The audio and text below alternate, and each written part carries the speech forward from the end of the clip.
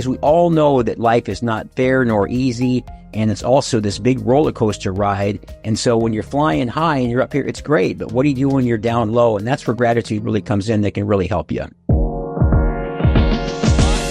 Welcome to Get Unstuck and On Target, the weekly podcast that offers senior leaders insights and strategies to not only lead with confidence and vision, but also to achieve groundbreaking results. I'm your host, Mike O'Neill. I coach top-level executives on the power of ethical leadership to forge teams to be as united as they are effective.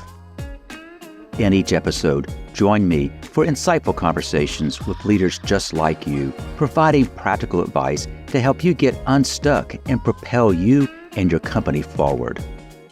Let's get started.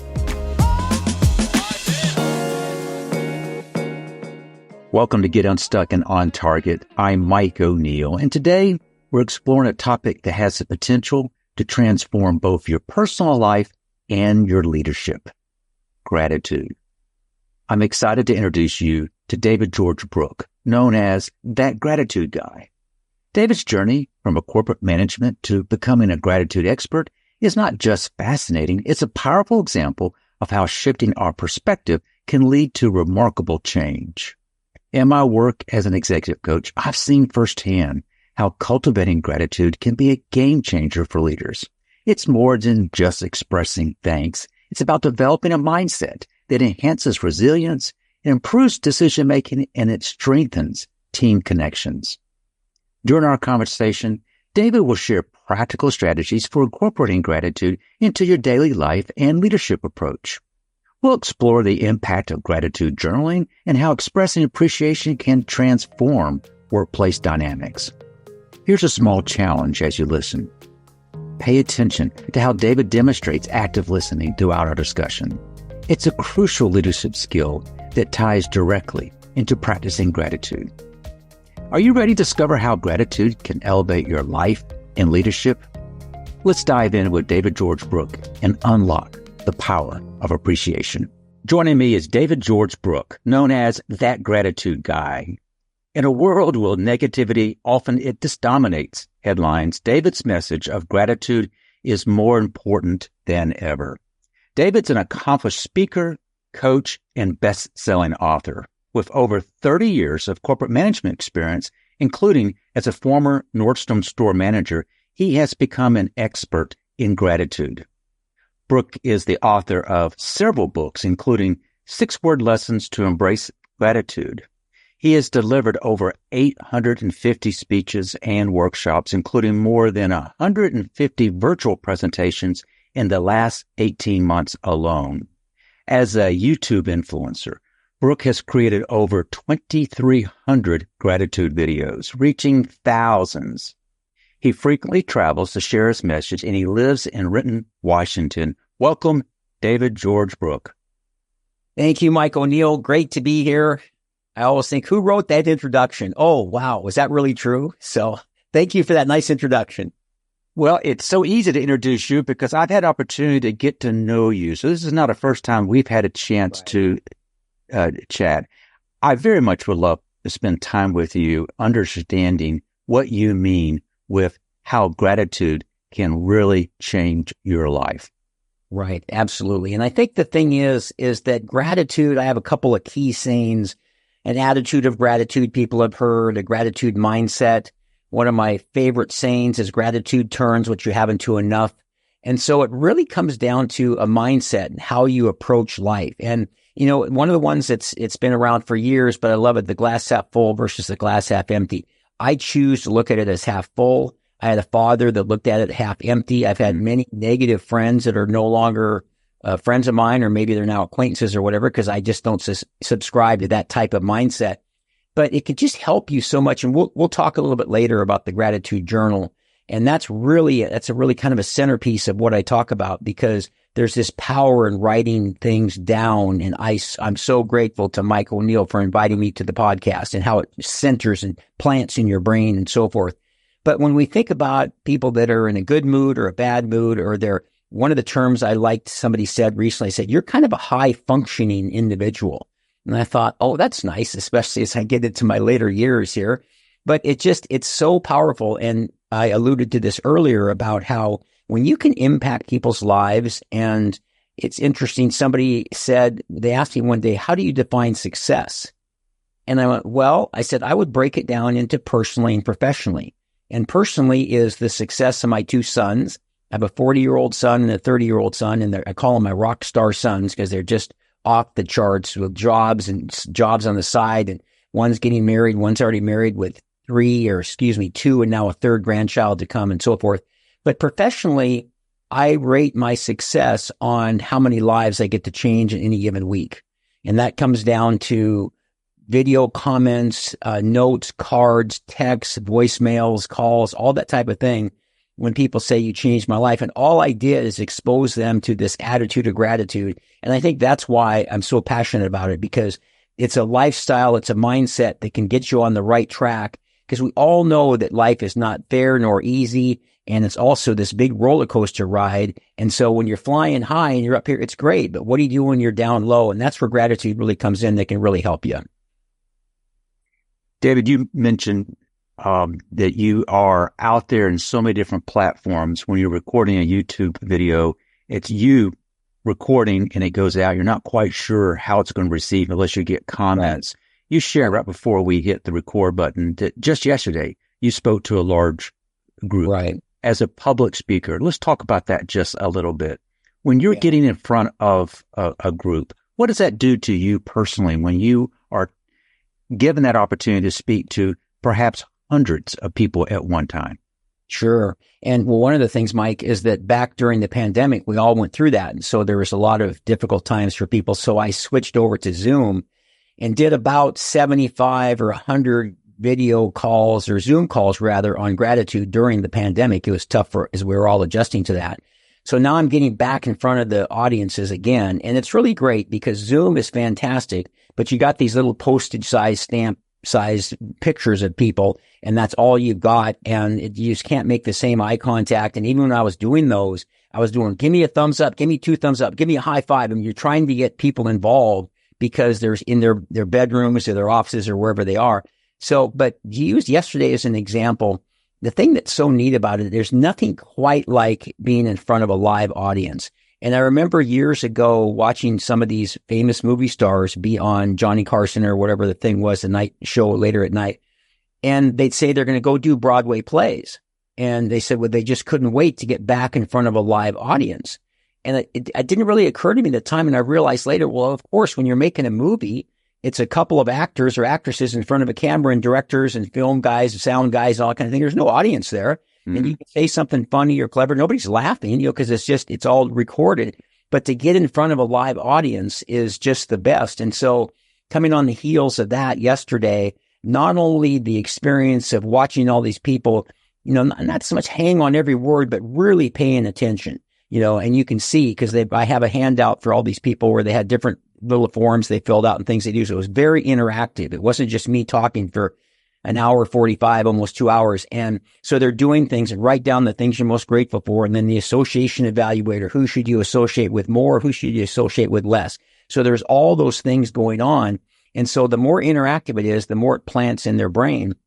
But one of the things that to your point about what does it do for me is, I'm going to talk about this a little bit later, but that Gratitude Guy's Daily Gratitude Journal, I sold a lot of these yesterday, and you can get them online too.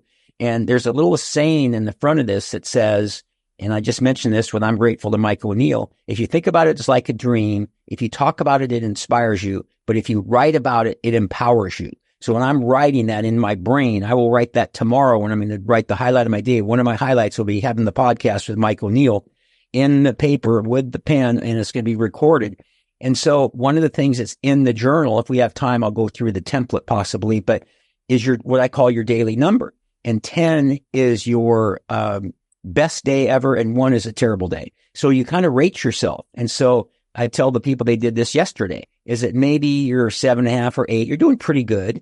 You could be a 9, but also maybe you're a 3 or a 4 and you're having a tough day. So they write the number, and then they write in the gratitude journal. And then after the gratitude journal, after they've written in it, they write another number. And 9 times out of 10, it goes up. And so I say, now after you read all the things that you wrote about what you're grateful for, how many people's number went up? and about 75, 90% of the cans go up. And so the reason I bring that up is that when I walk off the stage, I'm usually at 8 or a 9 almost every day I write in it. After I write in it, I'm either a 9, 9.5. But every time I walk off stage, I'm a 10. And it's just a guaranteed 10, and then I didn't get a standing ovation yesterday, but I get standing ovations about half the time. And so you just walk off and I'm just like, this is like the coolest thing. How do they ever get, I remember the days I had to drink so much water because my mouth was dry and I was in the beginning and so forth, and going to every Rotary and chamber and Kiwanis. I did a prison once, hospitals, libraries, different things. And then just bringing in my books and here's our speaker. And then you've got like 5 people there and stuff. And so it's just really neat to watch it grow. But the biggest thing is having a topic like gratitude that so many people, and I'd mentioned this about 4 or 5, might have been more than that, 6 ladies came to the book table, bought some journals, but also were in tears and asked if I could give them a hug because they said, you changed my life today. And I needed this today because I was having such a terrible day. So when you see you have that impact on somebody and it's face to face versus again, video or Zoom, it's just the most incredible feeling. David, I mentioned another book. I skipped the journal because I knew we would be coming to that. For those watching, would you mind holding that book up again, please? Oh, sure. Yeah. Can I tell you the reason why I skipped it? It's entitled That Gratitude Guy's Daily Gratitude Journal. I thought I would get tongue-tied and wouldn't be able to say it. So, but there's something about what you just said that resonates. And that is when you, one, are purposeful on a daily basis and you take the time to write something down. What is it about writing things down that helps things stick? Well, it does plant it in your brain. I had that saying, and when you write it, it empowers you, but I should actually do a little more research. I do a thing on the science of gratitude and how there's been studies and research done, less sickness, less anxiety, less depression and all these things. And then more happiness and health and things like this. And so I would think the same thing is true with writing. And I'm going to research that a little bit about, there's something about the act of writing with this thing called a pen. And yes, we've come to, not only, all the electronic devices and things they do, you can talk into your phone, it'll type it, it'll write it down and so forth. But if I write, I am so grateful to Mike O'Neill and so forth, it sticks in your brain better. And somebody said something recently that I really liked, why it's so important to journal. They said the faintest pencil is better than the best memory. So can you remember what you had for dinner 3 weeks ago on Friday? No, but if you looked in your journal, it'd be right there if that was one of the things that you put down. So it's so important. And plus the other added benefit to it, and this is my journaling, and we'll get into it probably a little later, but every single day it's filled in. And sometimes I'll think about a day that I had that wasn't particularly good. I'll think, I wonder, that didn't feel very good back on January 5th or whatever. And I'll go back and look and see what I wrote, and it's very helpful. And sometimes I'd go back on a day where I was having a rough day and I'd get back to basics. And in fact, this is a perfect opportunity to give somebody texted me this yesterday. They sent me a portion of their entry. I'm grateful for my health because so many don't have theirs. My automobile being safe and sound, having a roof over my head, having electricity, running water, the birds outside, knowing my family is safe. I'm grateful for more than I thought. So it's just sometimes you got to get back to basics, but having that just, there's again, there's something, the neuroplasticity or whatever it might be, it connects better in the brain to actually write it down. That's why I encourage it so much. And it's funny because I go to these talks and I got to make sure everybody's got some sort of pad of paper like this. And I have this handout and a pen, and most of the time people have it, but I said, this is going to be very interactive. There's going to be a lot of things you're going to do, but the more you participate, the more you will benefit. And so that writing down is a good example. David, you've been doing this for a while. Look back to your days when you were in corporate management. Let's go all the way back to when you were store manager for Nordstrom. Envision a typical day. Could you ever envision that you would be on something called a podcast? Yeah, exactly. Talking about this topic. In what ways have you or have you not changed since those days when it comes to the attitude towards gratitude? Yeah, that's a great question. I look back on those and I have to say it was sort of 50-50. I really enjoyed a lot of the things. To me, running a big store with 500 or 600 employees was like being the mayor of a small town. And I go through all the store. Hi, Mr. Brooke. And I'd go, please call me David. And I'd start my day by going around to all the 35 selling departments and check in. How was their day yesterday? Ladies' shoes, men's wear, women's dresses, you name it, all the different departments. And it just was fun because the time always went by really fast. So you connect with all these people. But to your point, I would have had no idea if I had a crystal ball. I think that's why some of us almost would rather we didn't, to look ahead, because I just want to go, oh, you're kidding me. I thought I was going to be in retail forever and be some senior vice president in charge of merchandising or some big title like that. But the biggest thing that would change for me is I impacted a lot of people there because you had these employees. You had about 35 selling managers and about 15 non-selling managers. So about 50 managers in the store. You have a meeting every Monday morning that all be gathered around this big conference room and so forth. And here's how we did for our sales last week. And then we did this on our markdowns. And these are the upcoming events we have and so forth. And so that was fun. It was really fun. But the impact that you have, that I know you do, Mike, and that I get to have, is very much more personal, if that's the way I would look at it, because of people that, with all due respect to Nordstrom and the job, and I really enjoyed it, as I said, people didn't tell me I changed their life. I mean, they didn't say that. They said, I think I was a good manager primarily because I employed the golden rule. There wasn't a person in that store I didn't treat with the utmost respect. And I don't care if there was the top salesman, the top manager, all the way down to the maintenance person emptying the trash. They were always important to me. I never started a sentence without the words, will you do me a favor? Mike, will you do me a favor when you get a second? Can we get these boxes down to the recycle thing? Thank you so much. I appreciate that. And so I had a lot of people come from other stores to come and want to work in my store because they knew I was a good manager.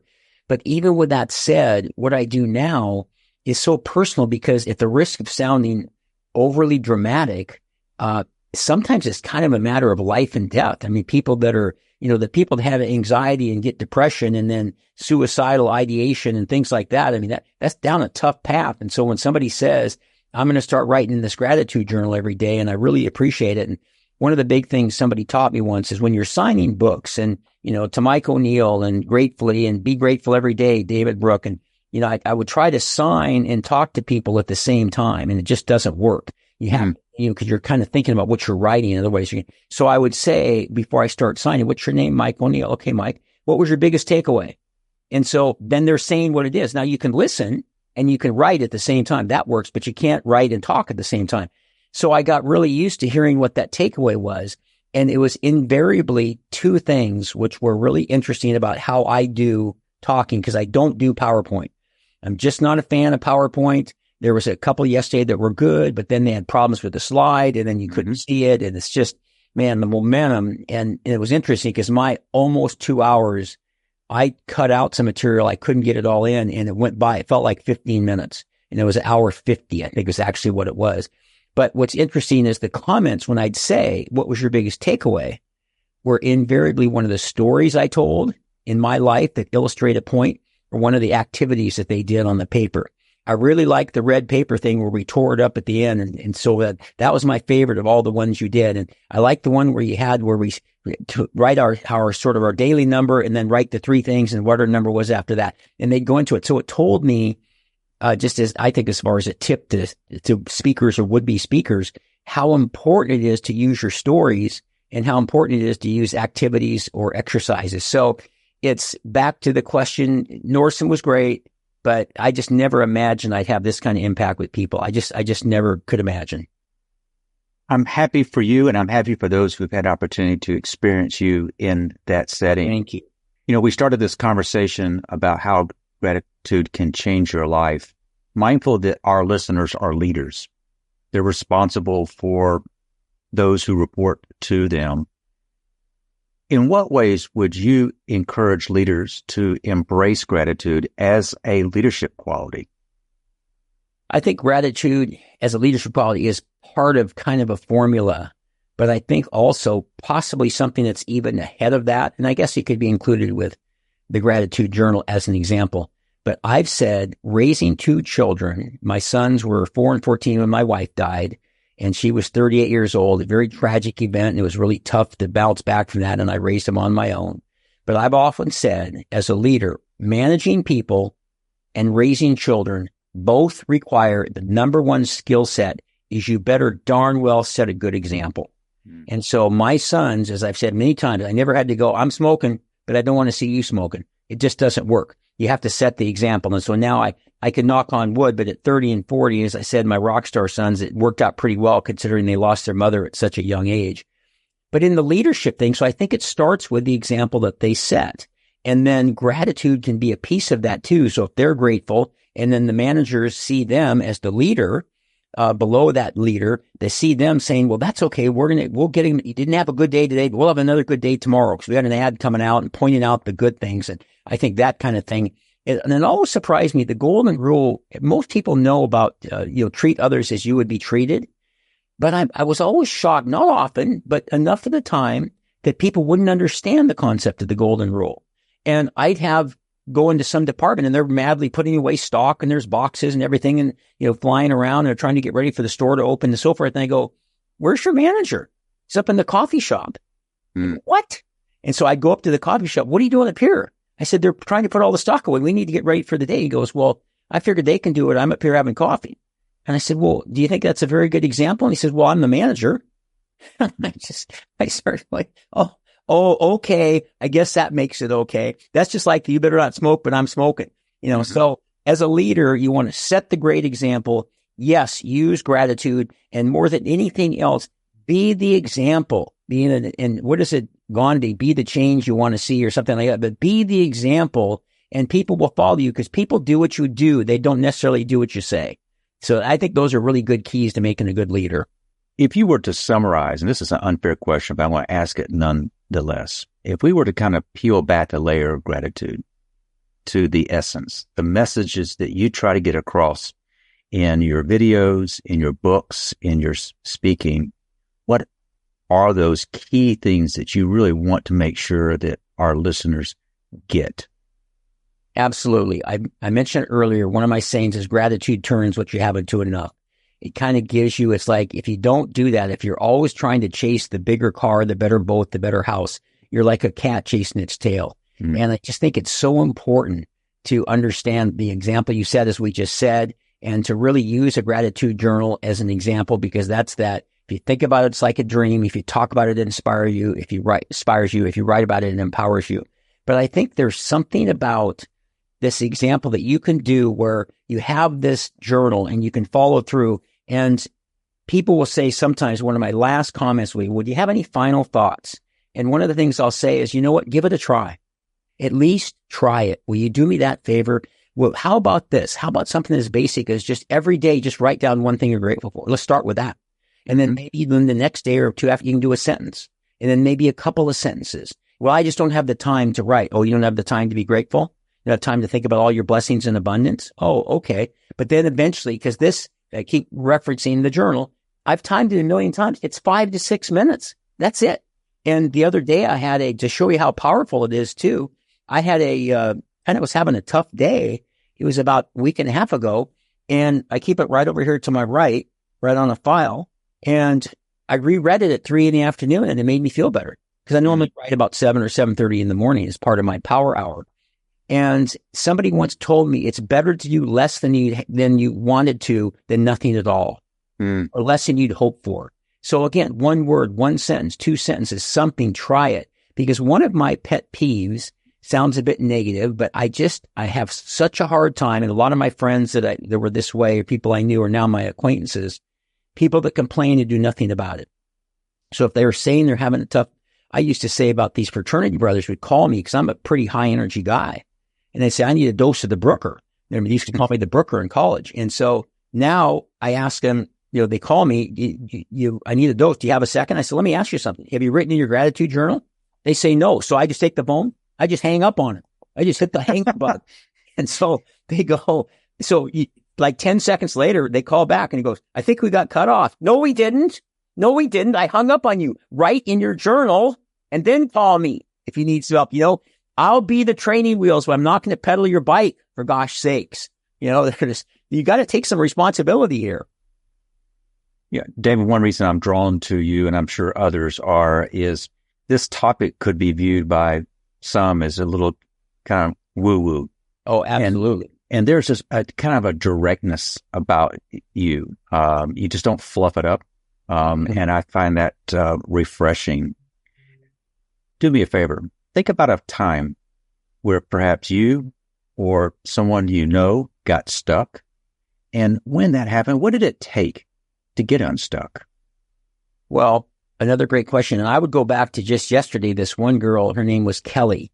And she was one of the ones that was in tears and said what had happened. And she sort of told me some of the things, and it was pretty sad what she'd gone through. And so I said, well, tell me a little bit about the exercise. And she says, I just don't know what to do. And so she got a gratitude journal. And then we talked about it. And one of the things that I have a module I did yesterday about listening that people can always do a better job on is being a better listener. And I let her talk for 5 or 6 minutes and didn't say a word. I just nodded, never interrupted, never said, I've been through that before myself, never made it about me. It's something I did in the module. And I could just tell she started to go from tears to kind of a smile on her face. And so I would call that from unstuck to back on track. And she got the gratitude journal and then gave me another hug as she left. He says, I'm going to write in this every single day. So there are vehicles out there. And one quick thing, Mike, I call it the science of gratitude. I'm not going to take the time to read it all, but it's about a 60-second read on all the research and studies that have been done on how gratitude affects you physically and mentally. Mm-hmm. And it's just, there's lots of research done on it. So it's not woo-woo, because some people think it is. But I think that thing about getting unstuck, because we're going to get stuck all the time in life. And so what are some techniques we can do to get out of that? And that's having to talk to somebody and they listen to you, and then having them point out some of the things you can be grateful for, like food in the refrigerator, like having a car that runs, a bed to sleep in, a warm bed, a hot shower, a roof over your head, etc. And some people you can just see, they just kind of light up because I didn't think about that. And we get back to your word, we get stuck in our own downward spiral, and it's sometimes it's hard to get out of it. So if you can point those things out to people, it can really help. David, we've had a far-ranging conversation, but if you were to leave our listeners with one tip, something that they can act on, what would that tip be?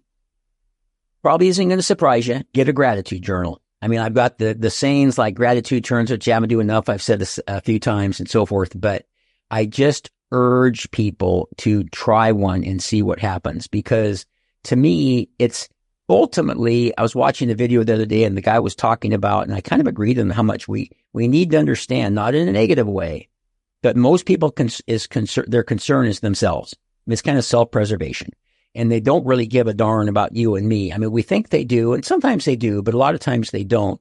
But it's your responsibility to create what is the best life you have, is this gift you've been given called life. And so to me, if you have something like a gratitude journal, this is tool, and this probably isn't going to surprise you, these last about 3 or 4 months. That's how many entries are in there. Behind me on my bookshelf in the bottom, I would bet you I should go count them recently, probably 80 or 90 journals. I've been doing it for 10 or 15 years, whatever it's been. And it's kind of the story of my life too. Mm. As I said, there's bonuses. You can go back and see what you wrote on this day. And I always write, hold on a second. Let me just give you a little example of this. Not opening this to the right page here. Dang it. It's not letting me open it. What does it say at the very top of that page? It says Mike O'Neill Podcast. Yes, sure does. And so that's the highlight of my day. So it's just interesting how it can do more, but it's able to redirect your thinking from negative to positive. And that's probably the most helpful thing of all. So I highly encourage people to get a gratitude journal. And by the way, if you want to buy one, you can get one at my website. Not surprising, it's called thatgratitudeguide.com. That's simple. And there's just a button right in the center that says buy a gratitude journal, because that's what people buy. I've done other books, but they buy more of those than anything else. The reason why I suggest the gratitude and using this sort of mindset, if you will, is there's the old thing, if it ain't broke, don't fix it. So if it's working, great. But if it's not working, it might be time to try an alternative. And so that's why I set such a good example. I kind of do set such a good example on how to do it. If I was only writing in this, for instance, occasionally, it wouldn't mean much. I could go back and just flip through the pages. I don't miss a day. I mean, it's just the way it is. But it works well for me. And then I can sit in front of an audience, and there's authentic people and there's inauthentic people. And I can stand in front of an audience and tell them where it's really helpful to write in this as an example every day, but I do as well. And I'm not talking out of both sides of my mouth. So I think as a leader, if your plan is working, if the people respect you and you communicate with them well and you're getting the results you want, great. But if it's not as good, and even if it is good, but try adding the gratitude piece, because it's just, again, this mindset, which is, I mean, the thing that I don't bring this up a lot, but if you think about life, a lot of life's kind of a big statement, basically is negative. I mean, we're born and then we die. I've lost 2 or 3 friends in the last 2 or 3 months that younger than I am and so forth. And that's what happens. And we've got all this war in the world, in the Mideast and in Ukraine and all this kind of things. You could be in a bad mood all the time if you wanted to, but I think we're given this gift called life. And I think the idea is to make the most of it. And so to me, when 2 people go into a hospital with the same disease, the positive attitude lives, the negative attitude dies.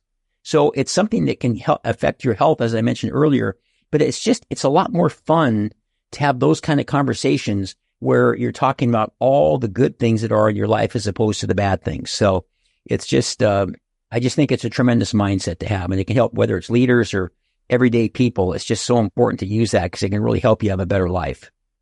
Excellent. David, before we conclude, I've got a question for the leaders in the audience, and that is, why do people choose to follow your lead? Is it out of obligation, or do they truly believe in your vision? And how might incorporating gratitude into your leadership style change this dynamic?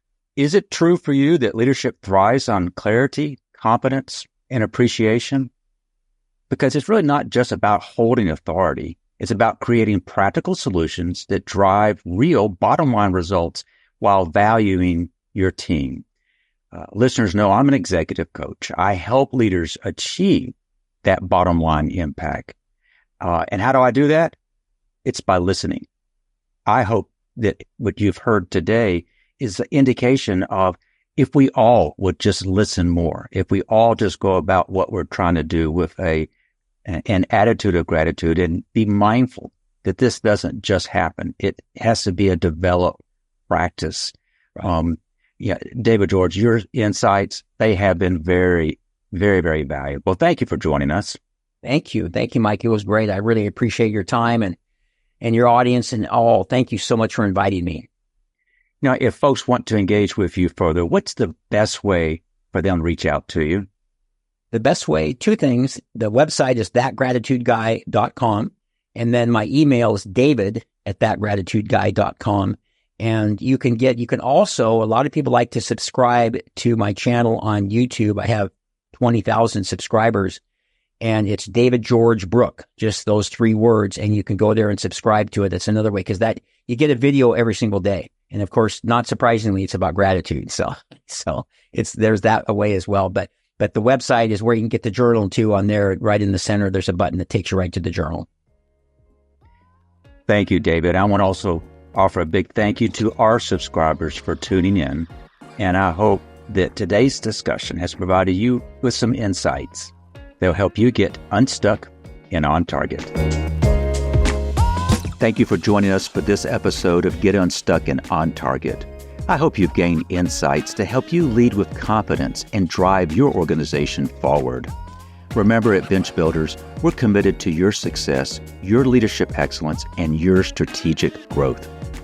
If you've enjoyed our conversation today, please leave a review, rate, and subscribe to keep up with our latest episodes. This show really grows when listeners like you share it with others. Who do you know who needs to hear what we talked about today? Until next time, I encourage you to stay focused on the target and continue to break new ground on your leadership path.